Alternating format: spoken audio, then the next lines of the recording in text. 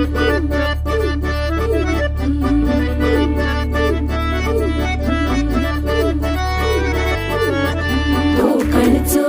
रुबा भारी, माझ्या कोकणचो बाई तो रो भारी.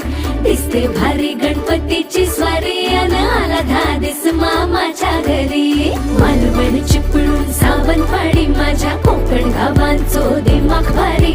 दिसते भारी गणपतीची स्वारी, माझ्या